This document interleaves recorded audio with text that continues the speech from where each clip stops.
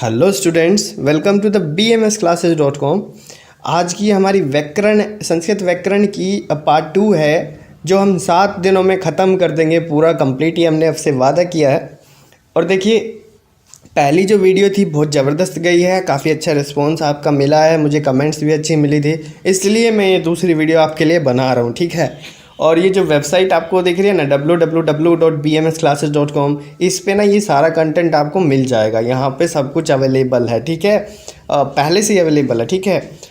और मतलब ऐसे नहीं है जैसे हम ये पीडीएफ ये अवेलेबल नहीं होती है, बस रिटन लैंग्वेज में लिखा हुआ है, ठीक है। जैसे गूगल पे आप सर्च करते हैं, ठीक है, ऐसे वहाँ पे अवेलेबल है, तो वहाँ जाइए एक बार, वहाँ से आप देख सकते हैं। अच्छी वर्डिंग्स में लिखा हुआ है, बिल्कुल सिंपल लैंग्वेज में। तो पहली वीडियो में हमने इंट्रो की बात करी थी कि भैया संस्कृत आया कहाँ से, संस्कृत बना कैसे, ठीक है। और संस्कृत की लिपि क्या है, लिपि क्या होती है, माहेश्वरी सूत्र को समझने का, बोलने का तरीका, याद करने का तरीका, और प्रत्याहार कैसे बनते हैं, और संज्ञा सूत्र क्या है, वो सब चीज़ें उसमें बात करी थी। और वो बहुत इंपॉर्टेंट इसलिए हो जाती है क्योंकि वो बेस है और वो क्वेश्चन आते हैं उसके ऊपर, ठीक है। मैं दिखाऊंगा भी आज आपको इसी वीडियो में क्वेश्चन पेपर वीडियो के लास्ट में कि कैसा आता है, किस तरह के क्वेश्चन आए हुए हैं वहाँ पर, ठीक है। और संधि से रिलेटेड तो बिल्कुल दिखाऊंगा, क्योंकि आज का टॉपिक हमारा है संधि, ठीक है। सिंपल लैंग्वेज में इसको पढ़ेंगे। वीडियो को लास्ट तक जरूर देखिए, बिल्कुल प्रिपेयर कीजिए खुद को। वो वीडियो नहीं देखिए फर्स्ट पार्ट, तो फिर डिस्क्रिप्शन में जाइए, वहाँ पे एक लिंक है, ठीक है। डिस्क्रिप्शन वीडियो के नीचे आप जब क्लिक करेंगे ना, तो पूरा डिस्क्रिप्शन आपके पास खुलेगा। वहाँ पे जाइए, नीचे एक लिंक है, उसको क्लिक कीजिए तो ये वाली वीडियो या ये वाली प्लेलिस्ट खुलेगी, ठीक है। वहाँ पर आप वीडियो देख सकते हैं। आज की ये जो क्लास है ये संधि पे है, ठीक है भैया। 2 वर्ड होते हैं, एक संधि होता है, एक विच्छेद होता है, ठीक है। संधि का मतलब होता है जोड़ना, और विच्छेद का मतलब होता है तोड़ना। अब संधि मतलब जोड़ना और विच्छेद मतलब तोड़ना। जोड़ किसे रहे हैं, तोड़ किसे रहे हैं। सपोज कीजिए क्या होता है कि आपकी बॉडी है, ठीक है। बॉडी में क्या होता है, जगह जगह संधि होती है, जॉइंट्स होता है। तो वहाँ वो किस चीज़ की, हड्डियों की है ना, हड्डियों की संधि है। सिर्फ हड्डियों की संधि नहीं होती है, कहीं भी किसी भी चीज़ की संधि हो सकती है। लेकिन यहाँ क्या है, व्याकरण पढ़ रहे हैं तो यहाँ स्वर व्यंजनों की संधि होगी, ठीक है। तो स्वर को, व्यंजनों को, और विसर्ग क्या होते हैं, 2 डॉट लगे हुए होते हैं, देखे होंगे ना किसी किसी वर्ड के बाद में जो 2 डॉट लगे हुए होते हैं। उसको छोड़िए, वो आउट ऑफ सिलेबस है, अभी हमारे लिए आउट ऑफ सिलेबस है, बीएमएस में नहीं आता विसर्ग संधि। तो यहाँ पे स्वर और व्यंजन संधि के बारे में बात करेंगे, ठीक है। तो स्वर और व्यंजनों को जोड़ना संधि कहलाता है, और स्वर और व्यंजनों को तोड़ना विच्छेद कहलाता है। इसे आप अच्छे से समझ लेंगे। अभी आइए आगे इस वीडियो में देखते हैं। भैया वीडियो को लाइक नहीं किया तो आपको लाइक करना पड़ेगा, देखो इससे सपोर्ट मिलता है। ऐसा नहीं है कि पहली वीडियो अच्छी गई है, रिस्पॉन्स अच्छा है तो सेकंड को नहीं दोगे, सेकंड को भी देना पड़ेगा। तो देखिए, संधि जो होती है ना, उसे 3 प्रकार से हम कह सकते हैं कि एक तो होती है स्वर संधि, दूसरी होती है व्यंजन संधि, और होती है विसर्ग संधि। ऐसे कह सकते हैं। स्वर और व्यंजन का अनुपात बता देता हूँ, क्योंकि विसर्ग आउट ऑफ सिलेबस है, ये हम बात नहीं कर रहे। तो स्वर 70% स्वर संधि आती है आपके एग्जाम में। संधि पे कोई क्वेश्चन आएगा तो जाहिर सी बात है ज़्यादातर उसमें 70% संधि के बारे में, स्वर संधि के बारे में पूछा जाएगा। सेकंड है व्यंजन संधि, 30% व्यंजन संधि आपके एग्जाम पेपर में आती है, बीएमएस का एग्जाम पेपर जो होता है, ठीक है। फिर तो हम स्वर संधि के बारे में, व्यंजन संधि के बारे में बात करेंगे, ऐसे अनुपात में बात करेंगे, ठीक है। जो इम्पोर्टेंट है वो भी बताऊंगा, जो आए हुए हैं वो भी बताऊंगा। लास्ट में यहाँ पे क्वेश्चन पेपर भी आपको दिखाऊंगा कि उसमें कैसे आए हुए हैं, ठीक है। एक नोट मैं आपको बता रहा हूँ, ये बहुत बेसिक नॉलेज है। अगर यहाँ पे कै लिखा हुआ है ना, तो कै व्यंजन तो है ही, ठीक है। उसके साथ स्वर भी आ रहा है, स्वर आ रहा है। स्वर होते हैं ए, ई, उ, री। ये क्या है, री नहीं होता है, ए, ई, उ, ये कुल मिला के 11 होते हैं, ठीक है। ओ, ई, ठीक है, इस तरह से पढ़ा हुआ है, ठीक है। तो ए आ रहा है, मतलब क्या लिखा हुआ है ना, तो कै ए बोलता है ना, कै ए, तो कै के साथ ए भी आ रहा है।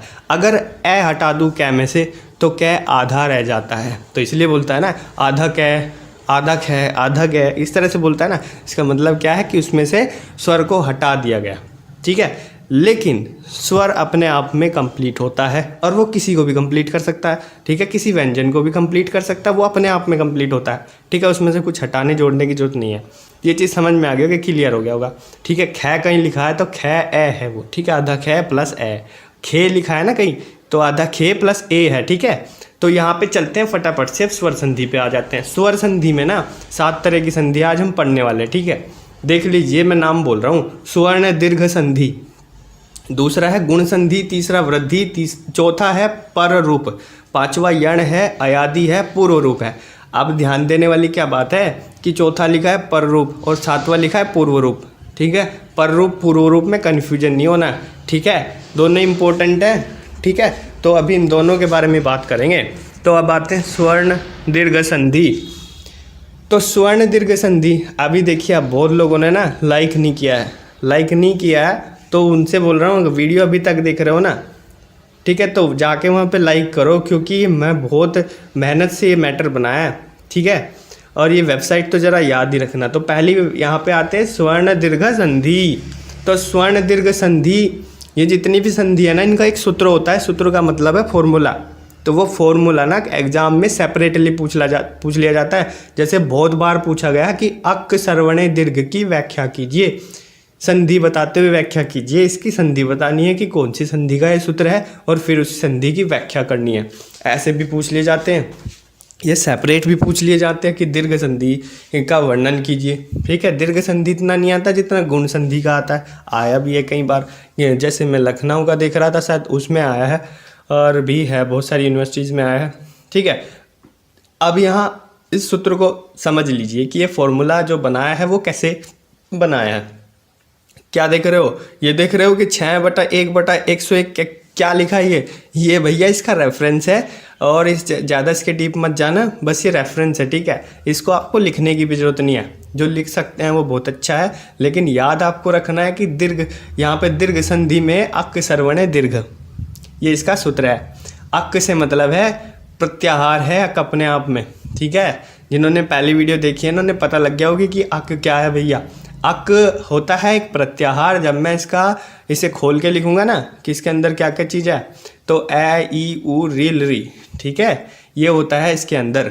तो ये जो वर्डिंग है ना, 5 वर्ण लिखे हुए हैं, ए ई उ री ल री, ठीक है, इसे बोलते हैं अक। सर्वणे से मतलब है क्रम से, और दीर्घ मतलब बड़ा हो जाना।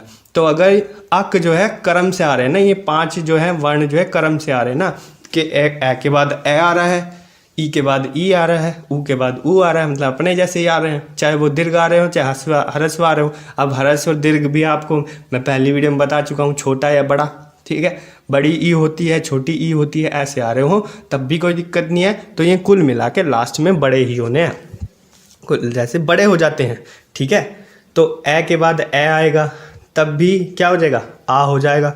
ए के बाद आ रहा है तब भी क्या हो जाएगा, आ हो जाएगा, ठीक है। उदाहरण से समझते हैं। जैसे यहाँ पे लिखा है सती प्लस ईस, ठीक है ना।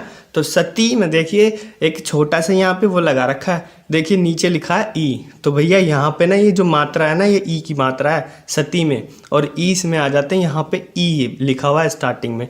तो पहले जो अक्षर होता है ना उसका लास्ट का देखते हैं, और जो लास्ट वाला होता है उसके फर्स्ट का देखते हैं, ठीक है। तो यहाँ से देखिए ई आ रहा है इसमें, सती में भी और ईस में भी ई आ रहा, तो कुल मिला के ये बड़े हो जाएंगे। ये तो अपने आप में बड़े हैं, तो ये फिर भी बड़े हो जाएंगे, ठीक है। तो कुल मिला के दोनों जब कंबाइन करेंगे ना, तो इसे बड़ी ई लिखेंगे, ठीक है। तो सती प्लस ईस, तो ये इसमें मिल जाएगा और ये बन जाएगा सतीश। ऐसे ही कवि प्लस इंद्र है, इसे देख लियो, इसमें दोनों छोटे आ रहे हैं, इसे अपने आप से देख लियो, ठीक है। नेक्स्ट आते हैं, टाइमिंग मेरे पास कम है, और दूसरे पे आते हैं गुण संधि। बताऊंगा फिर भी सब कुछ। गुण संधि में है आद्गुण, ठीक है।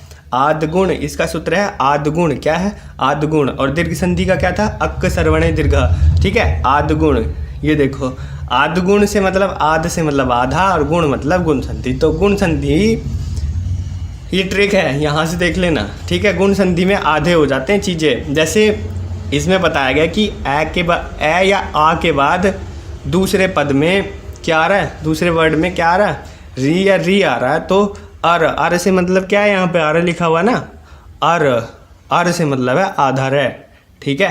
और अगर लिरी आएगा ना ए आके बाद, तो आधा ल हो जाएगा। ई आएगा तो ए हो जाएगा, ऊ आएगा तो ओ हो जाएगा, ठीक है। ये होता है, ये है रूल्स, ठीक है। ये रूल्स है, मतलब पहले वाले में तो ए ही आना चाहिए या आ आना चाहिए, ठीक है। और दूसरे वाले में री लिरी ई ऊ ये आ सकते हैं, इनमें से कोई भी आ सकता है, तो इस हिसाब से कन्वर्जन होगा। अब उदाहरण देख लेते हैं। गण प्लस ई से लिखा हुआ है, गण प्लस ई से मतलब है कि ए आ रहा है गण में ए, ठीक है, दूसरे में क्या आ रहा है ई आ रहा है, तो ए प्लस ई क्या हो जाएगा, यहाँ पे क्या आता है ए हो जाता है, तो ये हो जाएगा गणेश, ठीक है। ऐसे ही महर्षि भी है, ठीक है, तो आप समझ भी जाएंगे अगर गणेश भी लिखा हुआ है ना कहीं पे या महर्षि लिखा हुआ है ना, बोला हुआ है कि कौन सी संधि है बताइए, तो वहाँ पे समझ जाना है कि ये गुण संधि है, इसलिए मैं यहाँ पे, और इसके सूत्र भी साथ साथ बता देना कि आद्य गुण है, इसलिए मैं यहाँ पे इतने डीपली आपको बता रहा हूँ चीज़ें, ठीक है। वृद्धि संधि पे आते, तीसरी संधि फटाफट से चलेंगे। वृद्धि रेची, इसमें वृद्धि होती है यानी बड़ी हो जाती है चीज़ें, जैसा दीर्घ संधि में हो रहा है, ठीक है। अब लेकिन इसके रूल थोड़े अलग हैं, ठीक है। वृद्धि एची, ये रेची लिखा है ना, रे को थोड़ा हटा के देखिए, एची बनता है, एच बनता है, ठीक है।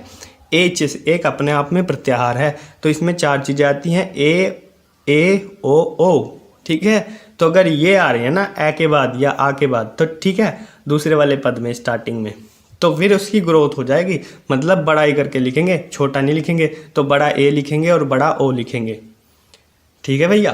तो बड़ा ए लिखेंगे, वहाँ पे बड़ा ओ लिखेंगे, जैसे यहाँ पे लिखा है महाऔषधि, ठीक है, तो महा में आ रहा है आ, तो आ के बाद क्या आ रहा है ओ, ठीक है, दूसरे में आ रहा है ओ, तो ये क्या बनेगा, बड़ा हो जाएगा, ओ बड़ा होके क्या हो जाएगा, बड़ा होके ये थोड़ा सा इंजीनियर नहीं होगा, डॉक्टर भी नहीं होगा, ये औ हो जाएगा, ठीक है, यहाँ पे हो जाएगा महौषधि, ठीक है। नेक्स्ट चलते हैं, सा प्लस एव, ठीक है, यहाँ पे लिखा है आ और यहाँ पे लिखा है ए, तो ये बड़ा ए बड़ा होके क्या होगा, नहीं इंजीनियर नहीं होगा, ए हो जाएगा, ठीक है, तो सेव यहाँ पे हो जाएगा, ठीक है। नेक्स्ट चलते हैं फटाफट से 4th वन पे, यहाँ पे लिखा है पर रूप संधि, एक होता है पूर्व रूप, एक होता है पर रूप, तो पूर्व रूप तो 7वें नंबर पे देखेंगे, अभी देखते हैं पर रूप संधि, फटाफट से देख लेते हैं। वृद्धि पढ़ लिया ना, वृद्धि जैसा ही सेम ये है, बस इसका सूत्र है एडी पर रूपम, ठीक है, और एड में क्या आता है ए और ओ, ये अपने आप में प्रत्याहार है। भैया पहले वाली वीडियो जरूर जाके देख लियो, क्योंकि वो तो बहुत ज़्यादा इंपॉर्टेंट है, वो आपको कम से कम 25 नंबर दिला देगी एग्जाम में, पहले वाली जो पार्ट है इसका, ठीक है, वो ज़रूर देख लेना। और अगर ये PDF चाहिए ना, तो थोड़ा सा ना पैसा वैसा निकालना पड़ेगा, मेंटेनेंस चार्ज लगता है इसका, आप मुझे ना एक नंबर मैं दूंगा इस यहीं पे स्क्रीन पे, आपको डिस्क्रिप्शन मिल जाएगा, वहाँ से जाके आप मेरे को व्हाट्सएप पे मैसेज कीजिएगा, वहाँ से जाके आप मैं आपको चार्जेस भी बता दूंगा, बहुत ही मिनिमम चार्जेज है, ज़्यादा नहीं ले रहा हूँ, बहुत मिनिमम चार्जेज हैं, हम लोग क्योंकि मेहनत भी कर रहे हैं, थोड़ा बहुत सैलरी भी देना पड़ता है सबको, तो उस हिसाब से चार्जेज हैं, और कोई दिक्कत नहीं होगी, हम आपको फिर वहाँ से प्रोवाइड करा देंगे, ठीक है ना। अब देखिए जल्दी जल्दी चलते हैं, सूत्र था एडी, मैं किसी को गाली नहीं दे रहा हूँ, एडी पर रूपम लिखा हुआ है वो पढ़ रहा हूँ, एडी पर रूपम, ठीक है। एड से मतलब है ए और ओ, क्योंकि ये अपने आप में क्या है, प्रत्याहार है, ठीक है, तो इस प्रत्याहार में 2 वर्ड आते हैं ए और ओ, ठीक है, 2 से मिलके बना हुआ है। यदि ए के बाद ए आता है तो ए हो जाएगा, आ के बाद ओ आता है तो ओ हो जाएगा, ठीक है। पर रूप क्या होता है, पर शब्द क्या होता है, ठीक है, पर शब्द होता है, बाद वाला जो शब्द है ना वो पर शब्द होता है, ठीक है।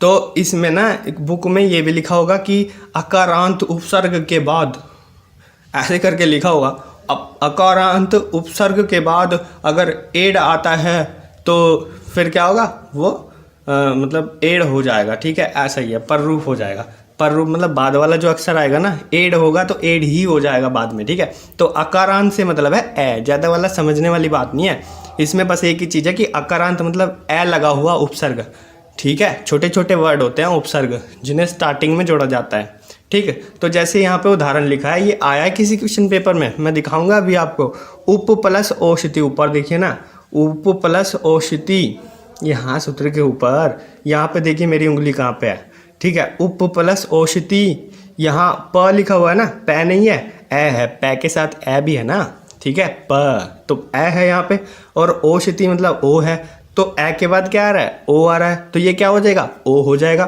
तो उपौषधि बन जाएगा, ठीक है भैया। तो अब ये भी बोलोगे कि यार वृद्धि में भी तो ऐसे ही हो रहा था ना, ऐसे हो रहा था कि नहीं हो रहा था कि ए के बाद ओ आ रहा था, लेकिन इसमें बस डिफरेंस यही होता है कि ये अकारांत उपसर्ग आना चाहिए, ठीक है। इसमें जो है उपसर्ग आता है स्टार्टिंग में, ठीक है, उपसर्ग आता है इसमें स्टार्टिंग में, ठीक, समझ गए होगे। कुल मिला के ये दोनों एक जैसी सी संधि है, एक दूसरे का अपवाद भी सिखाया जाता है, ठीक है। कभी फुर्सत मिलेगी तो लाइव आएंगे यूट्यूब पे, तब इसके बारे में डिस्कशन करेंगे।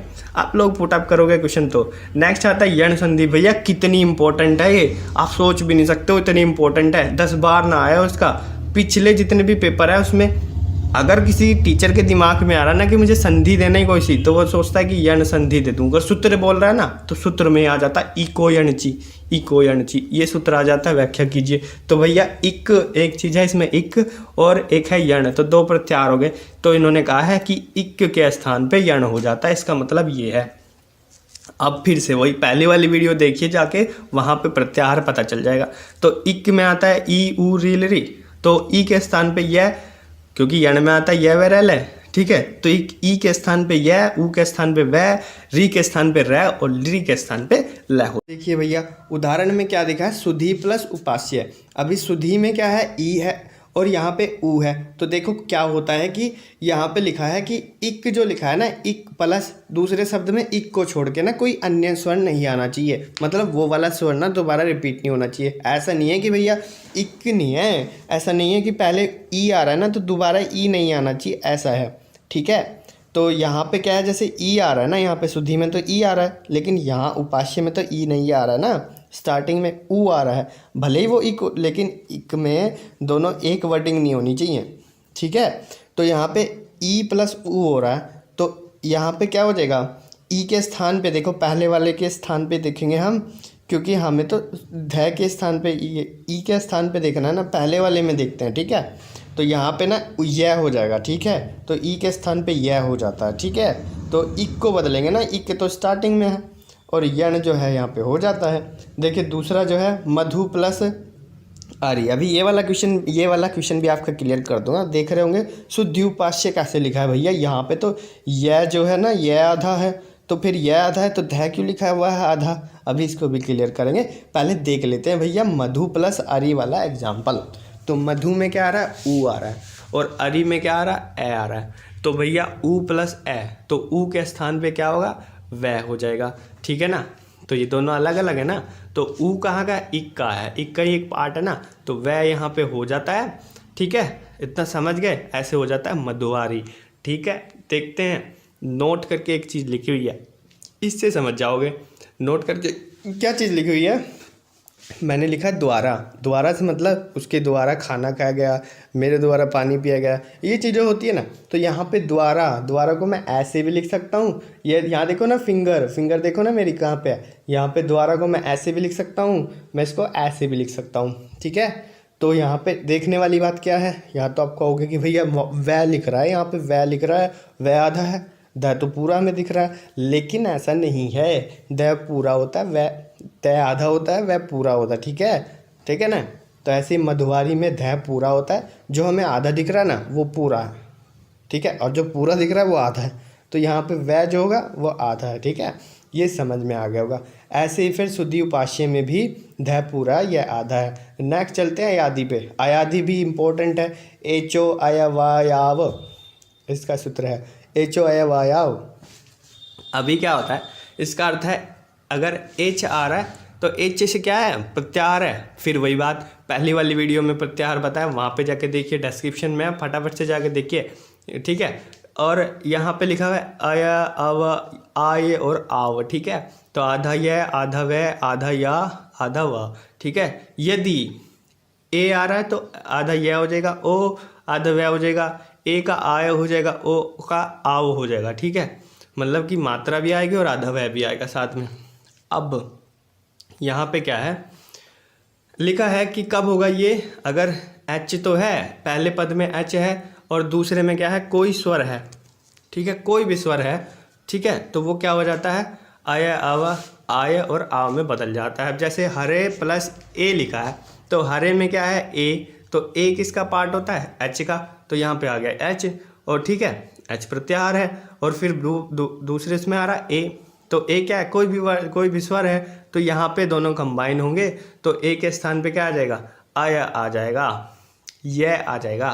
तो ठीक है, तो हरिये बन जाएगा ये, ठीक है, हरे बन जाएगा ना। आप बोलोगे कि आधा है, तो अरे भैया आधा नहीं है, मात्रा भी तो साथ में आ गई है, मात्रा ए की मात्रा साथ में आई है ना, तो पूरा हो जाएगा।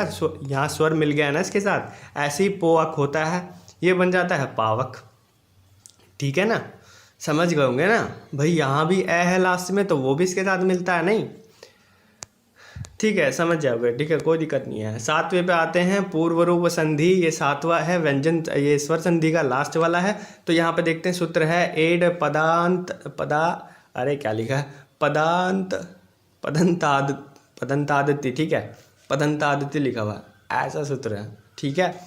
एड पदंतादिति ये वाला कहीं आता नहीं है, वैसे मेरे भी याद नहीं था, ठीक है। अब देखिए एड जो लिखा हुआ है यहाँ पे, या एंग, कोई कुछ बोलता है कोई कुछ बोलता है, सबका अलग अलग है। तो यहाँ पे प्रोनाउंसिएशन अलग होता है, लेकिन यहाँ पे इनके अंदर वर्डिंग अलग नहीं होती है। ए और ओ ये प्रत्याहार अपने आप में, जाके देख लेना है वहाँ पे ए का को लिखा है माहेश्वरी सूत्र में, ठीक है। यदि ए ओ के पहले पद में आ रहा है, दूसरे में आ रहा है, मतलब इंग तो पहले पद में आ रहा है, दूसरे में आ रहा है ए आ रहा है, ठीक है, तो वो क्या हो जाता है, क्या हो जाएगा यहाँ पे ए ओ हो जाएगा, और साथ में क्या आ जाएगा, ये ए वाला निशान, ठीक है। ये ए वाला निशान बहुत जगह आपने ना संहिताओं में ना देखा होगा, बहुत जगह श्लोकों में ना देखा होगा। तो ये ऐसे कंबाइन होके बनते हैं। तो हरे प्लस आव लिखा है ना जहाँ पे, तो हरे तो जुगा तो ही रहेगा ना, क्योंकि ए ओ आता है तो ए ओ ही हो जाएगा। तो आखिर में यहाँ ए आ रहा है ना, तो ए का क्या हो जाता है, ये वाला जो वर्ड है, वैसे पढ़ते भी ऐसे ही हैं, हरे पढ़ेंगे, ठीक है। अब आते हैं व्यंजन संधि पे। देखिए टाइम कितना हो गया, ठीक है। हाँ मैं मेहनत कर रहा हूँ इसमें बहुत ज़्यादा, तो लाइक तो आपकी बनती है भैया, शेयर भी कर दियो इसको, क्योंकि किसी का नुकसान हो अच्छा नहीं होता है। वैसे भी टीचर लोग ये खासकर संस्कृत के ना, तो संस्कृत हाथ से ऊपर को जाता है, ठीक है, मतलब कि सिर से ऊपर को जाता है, ठीक है। यहाँ पे देखिए हल से जो होने वाली संधियाँ है ना, वो उसकी बात करी जाएगी। हल क्या होता है, व्यंजन होता है, फिर पहली वाली वीडियो में बताया, ठीक है। अब पहले इसमें आता है सचोत्व संधि में स्तो सचोना सचु, ठीक है, ये हो गया इसका सूत्र है, स्तो सचूना सचु। तो स से मतलब सकार और ता वर्ग, देखिए सकार का मतलब है स, और शकार का मतलब है बड़ा स, ठीक है, और ता वर्ग से मतलब है तै थे दै धैने, और च वर्ग से मतलब है च छ जय झने, ठीक है। तो जहाँ पे सकार और तय वर्ग आता है वो क्या हो जाएगा, शकार और च वर्ग हो जाएगा। देखिए क्या है, देखिए लिख रहा है ना इसमें, साफ साफ दिख रहा है ना कि भाई स का श हो जाएगा, तय का च, ये ऐसे बदल जाएगा, ठीक है। अभी आते क्या, स और तय वर्ग के बाद यदि श और च वर्ग आता है, तो ये श और च वर्ग में बदल जाएगा। ये बहुत ज़्यादा सिंपल होता है व्यंजन संधि, इसलिए नहीं आता, ठीक है। लेकिन ये जो दूसरी वाली संधि है ना, क्या बोलते हैं इसको, स्तुत्व संधि जो है ना, ये आई हुई है, ये संधि नहीं आई हुई है, एक्चुअली इसका सूत्र आया हुआ है, स्टुना और स्टू, ठीक है, स्टूना स्टू, ठीक। बात करेंगे अभी, उदाहरण देख लेते हैं पहले वाली का। तो रामस चिनौती लिखा हुआ है, तो रामस स वर्ग आया है, इसमें सकार आया है, और दूसरे में च वर्ग आया है, ठीक है। पहले वर्ड में सकार, दूसरे में च वर्ग आया है। सकार से मतलब है स आया है, कंफ्यूज होने वाली बात नहीं है। च वर्ग में च छ ज झ न, और इसमें से कोई एक वर्ड आया है तो च आया है यहाँ पे, तो दोनों जब कंबाइन होंगे ना तो च वर्ग हो जाएगा, नहीं सकार आया तो श वर्ग होगा ना, ठीक है। तो रामस चिनौती, ठीक है ना भैया। जब वर्ड बनता है ना तो थोड़ा सा ये लगता है कि भैया क्या बन गया ये, ठीक है। रामस चिनौती बन गया है, ठीक है। तो रामस चिनौती में क्या हुआ है देख लेना, स जो है स आधा है ना, तो बड़ा स भी आधा ही होगा। अब रामस प्लस शेते लिखा हुआ है, तो यहाँ पे ना रामस में यहाँ पे क्या है, सकार आया है, और यहाँ दूसरे वर्ड में क्या है, शकार आया है, तो यहाँ पे क्या हो जाएगा, शकार हो जाएगा। तो रामश्चेत। ऐसे अगर च वर्ग तय वर्ग भी आता ना, तो तब तय वर्ग का च वर्ग हो जाता, ठीक है। तो अभी चलते हैं सेकंड वाली पे। सेकंड वाली का क्या इंपॉर्टेंट है, सूत्र। तो सूत्र क्या लिखा है, स्टूनास्टू, जैसे हैरी पॉटर में बोल देता है ऐसे मंत्र वंत्र फूक दिया, ऐसे लग रहा है। स्टूनास्टू लिखा हुआ है, स्टुत्व संधि है, स्टूनास्टू इसका सूत्र है। और इसमें क्या होता है कि स और तय वर्ग के बाद अगर पेट पटासे वाला स नहीं तो श और टय वर्ग आ जाता है, तो वो फिर से वही पेट पटासे वाला ही स आ जाता है, ठीक है। और या फिर टय वर्ग आ जाता है। इस चीज़ को देख लेना क्योंकि ये इम्पोर्टेंट है। बस बिल्कुल सेम ऐसे ही है, बिल्कुल पहले वाले के जैसे। जैसे उदाहरण दिया हुआ है तत्व प्लस टीका, तो यहाँ पे तय वर्ग आया है और टीका में क्या है, टय वर्ग आया है। तो तय थे दे देना तय वर्ग हो गया, टय थे दे देना नहीं टय थे डे देना, ठीक है। तो ये हो गया यहाँ पे टय वर्ग। तो तय के बाद टय वर्ग आया इसमें, तो ये हो क्या जाएगा, टय वर्ग हो जाएगा। तो ठीक है, तट टीका ऐसे हो जाता है, गलत मत समझना, ठीक है। लास्ट चलते हैं लत्व संधि, ठीक है। लत्व का सूत्र होता है तोड़ली। इम्पोर्टेंट तो नहीं है लेकिन फिर भी क्या पता एग्जामिनर का थोड़ा दिमाग घूम गया उस टाइम पे दे देता है। तो तल्लव, जैसे तय वर्ग है, तय वर्ग के बाद अगर दूसरे वर्ड में आ रहा है लय, तो ये लय हो जाएगा। जैसे तत्व प्लस लय लिखा हुआ है ना, तो तत्व में तय वर्ग आ रहा है, ठीक है, और लय आ रहा है तो तल्य हो जाएगा ये, ठीक है ना। तो भाई तय आधा है ना, तो मतलब आधा लय हो जाएगा, कुल मिला के ये है। नेक्स्ट चलते हैं कि अब बताता हूँ मैं कि ये क्वेश्चन पेपर क्या है। मैं सोच रहा था कि इंपॉर्टेंट क्वेश्चन बताऊंगा, इंपॉर्टेंट से अच्छा है कि मैं आपको एक पेपर ही दिखा दूँ, ठीक है। तो यहाँ पे देखिए जरा, पेपर लिखा हुआ है एक यहाँ पे, संस्कृत के पेपर में किस तरह के संधि के क्वेश्चन आंसर आए हैं।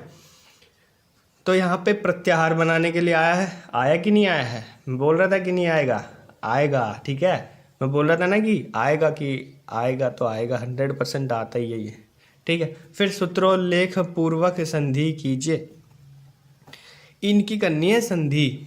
और तीसरा लिखा है अक श्रवणे दीर्घ और उष्टुनाष्टु। अभी ये मंत्र वाला है, मंत्र वाला किसका था, स्तुत्व संधि का था, याद रहेगा कि नहीं रहेगा, ठीक है। इनकी उदाहरण सहित व्याख्या करनी है, उदाहरण भी मैं बता चुका हूँ, ठीक है। और ये अक श्रवणे दीर्घ दीर्घ संधि है, और ये भी बता चुका हूँ। और ये जो संधि आप देख रहे हैं ना, सुर प्लस ईस, विद्या प्लस आल्य, उप औषधि, तो ये स उल्लेख पूर्वक संधि करनी है। इसका मतलब ये नहीं है कि आप जोड़ के अक्षर लिख दो कि भैया सुर लिखा है ईश कि सुरेश लिख दो, कोई दिक्कत नहीं है, ऐसा नहीं है।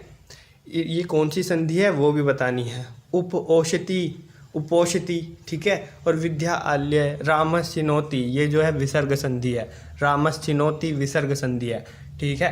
तो इसमें लिखना है।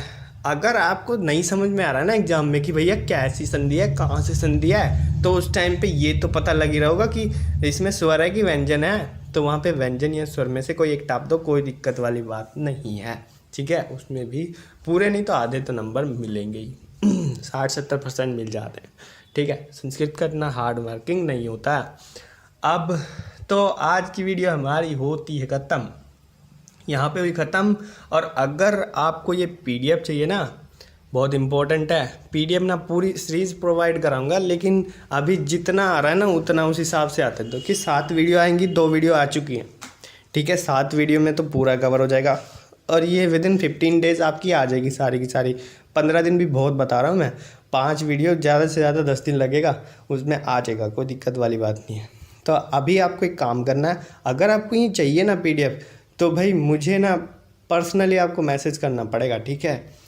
और नंबर मैं स्क्रीन पे शो आउट कर रहा हूँ, यहाँ पे देख के आप कर सकते हैं मैसेज मेरे को, ठीक है। और व्हाट्सएप कर सकते हैं। तो इस वीडियो को अभी आपको लाइक करना है और फटाफट से अपने दोस्तों के ग्रुप में ना शेयर कर देना, ठीक है, जहाँ से ये चीज़ ज़्यादा से ज़्यादा बच्चों तक पहुँच सके भाई, ठीक है। और आज की इस वीडियो को यहीं ख़त्म कर रहा हूँ। मिलता हूँ नेक्स्ट वीडियो में, ये वाला डायलॉग, मिलता हूँ नेक्स्ट वीडियो में। तब तक के लिए थैंक यू, जय आयुर्वेदा।